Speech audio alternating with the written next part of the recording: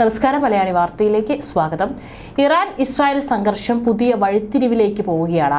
സിറിയയിൽ ഇസ്രായേൽ കോൺസുലേറ്റിന് നേരെ ഉണ്ടായ വ്യോമാക്രമണത്തിന് മറുപടി എന്നോണം ഇസ്രായേൽ ഇറാനിലെ ഇസ്ഫഹാനിലെ വ്യോമാക്രമണം പശ്ചിമേഷ്യയെ കൂടുതൽ ആശങ്കയിലാക്കുകയാണ്. ആക്രമണത്തിന് ഉടനെ തിരിച്ചടിയില്ലെന്ന് ഇറാൻ പറഞ്ഞിട്ടുണ്ടെങ്കിലും ആശങ്ക കെട്ടടങ്ങിയിട്ടില്ല. ഏതായാലും അതിനെ ചുറ്റിപ്പറ്റി മുൻപ് പല പ്രവചനങ്ങളും ഇവിടെ വന്നിട്ടുണ്ട്, അത് ചർച്ചയാക്കാറുമുണ്ട്. ബാബ വങ്കി നടത്തിയ പ്രവചനങ്ങൾ പലതും യാഥാർത്ഥ്യമായിട്ടുണ്ട്. നോസ്ട്രഡാംസുമായി ബൾഗേറിയൻ ജ്യോതിഷിയെ എപ്പോഴും താരതമ്യം ചെയ്യുന്നത്. നേരത്തെ ഇറാൻ ഇസ്രായേൽ സംഘർഷങ്ങളെക്കുറിച്ചുള്ള ബാബ വാങ്കയുടെ പ്രവചനം വൈറലായിരുന്നു. പശ്ചിമേഷ്യ സംഘർഷഭരിതമാകുമെന്നായിരുന്നു മുന്നറിയിപ്പ്. അതുപോലെ തന്നെ സംഭവിക്കുകയും ചെയ്തു. അതേസമയം ബാബ വാങ്ക പ്രവചിച്ചതിനേക്കാൾ അപ്പുറമുള്ള കാര്യങ്ങൾ സംഭവിക്കുമെന്നാണ് ഇപ്പോൾ മറ്റൊരു ജ്യോതിഷിയായ ക്രെയിൻ ഹാമിൽട്ടൺ പാർക്കർ പ്രവചിക്കുന്നത്. ആധുനിക നോസ്ട്രഡാംസ് എന്ന വിശേഷണമുള്ള ജ്യോതിഷിയാണ് അദ്ദേഹം. നിരവധി കാര്യങ്ങളാണ് ക്രെയിൻ ഹാമിൽട്ടൺ പ്രവചിച്ചിരിക്കുന്നത്. നേരത്തെ തന്നെ ഇസ്രായേൽ ഇറാൻ യുദ്ധം അദ്ദേഹം പ്രവചിച്ചിരുന്നു. അതുപോലെ തന്നെ സംഭവിക്കുകയും ചെയ്തു. എന്നാൽ ഇപ്പോഴുള്ളത് സാധാരണ സംഭവമാണെന്നും യുദ്ധം ശക്തമാക്കുമെന്നും ഹാമിൽട്ടൺ പ്രവചിക്കുന്നു. പശ്ചിമേഷ്യ സംഘർഷഭരിതമാകും, ലോകമഹായുദ്ധത്തിലേക്ക് കാര്യങ്ങൾ നീങ്ങുമെന്നും ജ്യോതിഷി പറയുന്നു.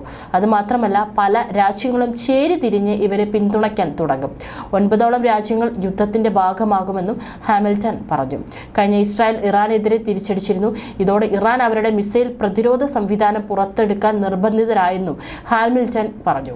ഇസ്രായേലിന്റെ തിരിച്ചടിയിൽ ഇസ്ഫഹാൻ നഗരത്തിൽ വിസ്ഫോടനങ്ങൾ ഉണ്ടായെന്നും റിപ്പോർട്ടുകളുണ്ടായിരുന്നു. 4 രാജ്യങ്ങൾ ഉറപ്പായും ഈ യുദ്ധത്തിലേക്ക് എത്തും. ഇവർ നേരത്തെ തന്നെ വരാനുള്ള സാധ്യത ശക്തമാണ്. അതിൽ ആദ്യത്തേത് റഷ്യയാണ്. അവർ നേരത്തെ തന്നെ ഈ സംഘർഷത്തിന് പിന്നിലുണ്ട്. ഇറാന്റെ തിരിച്ചടിയും അങ്ങനെയുള്ള ഏറ്റുമുട്ടലും എല്ലാം റഷ്യയുടെ സമ്മതത്തോടെ നടക്കുന്നതാണ്. അണിയറയിൽ വളരെ അപകടം പിടിച്ച കാര്യങ്ങളാണ് റഷ്യ ചെയ്തിരിക്കുന്നത്. ഉത്തര കൊറിയയ്ക്കും അതിൽ പങ്കുണ്ട്. ബാക്കിയുള്ള രാജ്യങ്ങൾ ഈ സംഘർഷത്തെ വളരെ വലുതാക്കുമെന്നും ജ്യോതിഷി പറഞ്ഞു. ഈ യുദ്ധത്തിലേക്ക് ഇറങ്ങാൻ അമേരിക്ക നിർബന്ധിതരാകും. അതുപോലെ ബ്രിട്ടനും ഇറങ്ങേണ്ടി വരും. ഫ്രാൻസും വൈകാതെ യുദ്ധരംഗത്തിറങ്ങും. ജർമ്മനിയും ഇതോടൊപ്പം ഉണ്ടാവും. ചൈന പക്ഷേ യുദ്ധത്തിന് ഇറങ്ങാൻ സാധ്യതയില്ല. പകരം സമാധാനത്തിന്റെ പാതയിലേക്ക് നീങ്ങാനാണ് സാധ്യത. ഇക്കാര്യത്തിൽ സൗദി അറേബ്യയുടെ ഇടപെടൽ വളരെ നിർണായകമായിരിക്കും. യുദ്ധത്തിൽ ഇരുപക്ഷക്കാർക്കും ഇടയിൽ മധ്യസ്ഥ ചർച്ചകൾക്ക് സൗദി അറേബ്യ നേതൃത്വം നൽകാനുള്ള സാധ്യതയും ഏറെയാണ്. തുർക്കിയും യുദ്ധത്തിന്റെ ഭാഗമാകും. ഈജിപ്തും തുർക്കിയും സൗദിയും ചർച്ചകൾക്ക് നേതൃത്വം നൽകും. ജോർദാനും യുദ്ധത്തിന്റെ ഭാഗമാകില്ലെന്നും ഹാമിൽട്ടൺ പ്രവചിച്ചു. നിലവിൽ ആക്രമണത്തിൽ കൂടുതൽ വിവരങ്ങൾ ഇറാൻ ഇതുവരെ പുറത്തുവിട്ടിട്ടില്ല. എന്നാൽ ഇസ്രായേൽ ആക്രമണം ആരംഭിച്ചതായി US നേരത്തെ തന്നെ വ്യക്തമാക്കിയിരുന്നു.